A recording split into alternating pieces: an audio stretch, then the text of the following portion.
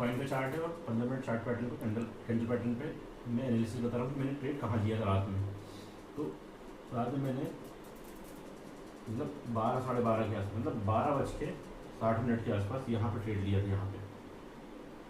तो मेरे को अपसाइड का मोमेंट दिखा यहाँ पे, क्योंकि मेरे को मालूम था कि यहाँ पे कंसोलिडेट किया और जैसे इस कैंडल का लो हाई ब्रेक हुआ तो मेरे को मालूम था वॉल्यूम की कैंडल वॉल्यूम बड़ा बन रहा है, वॉल्यूम भी कि देखो बिल्डिंग बहुत बड़ी बन रही। तो मैंने कहा यहाँ पे ट्रेड लिया।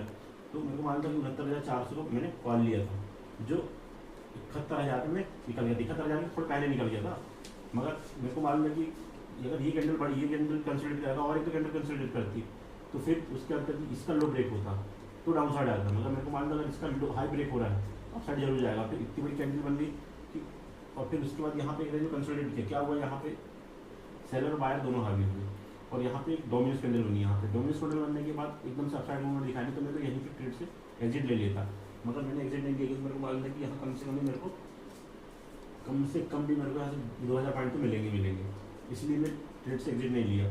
फिर मैं 1600 से 1700 पॉइंट मैंने कैप्चर किया हूँ।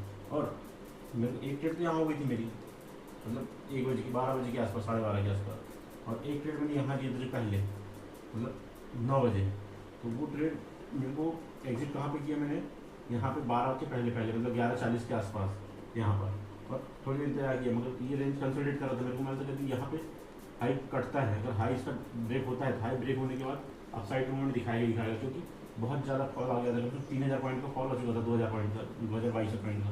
इसलिए मैंने यहाँ पे ट्रेड से एग्जिट ले लिया। और मेरे को मालूम है यहाँ पे ट्रेड अगर अपसाइड का बन रहा है तो ज़्यादातर लोग यहाँ पे ज़्यादातर लोग एंट्री लिए हैं। जिन लोग यहाँ पर एंट्री नहीं ले पाए थे और तो उन लोगों ने सेकंड ट्रेड के लिए प्लान किए थे, ज़्यादातर लोगों ने यहाँ एंट्री लिए और इतना बड़ा मूवमेंट दिखाया। फिर यहाँ पे ट्रेंड कंसोलिडेट कर, आप देख सकते हैं कि डाउन साइड, ये डाउन साइड नहीं था, ये रिटेस्ट के बाद सीधे अपसाइड का मूवमेंट आया। और बिटकॉइन में मतलब मैंने जहाँ से एग्जिट किया तो वहाँ से भी कम से कम 600 पॉइंट का मूवमेंट आया था, 600 पॉइंट का, 600 पॉइंट का यहाँ पे।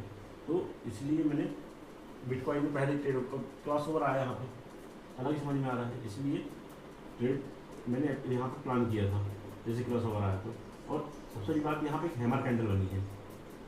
तो बहुत सारी दूसरी कैंडल बनने के बाद अगर कहीं पे सपोर्ट में हैमर कैंडल बन रही है या मार के वहीं कंसोलिडेट कर रहा है तो ये पक्का है कि अपसाइड ही आएगा ट्रेड।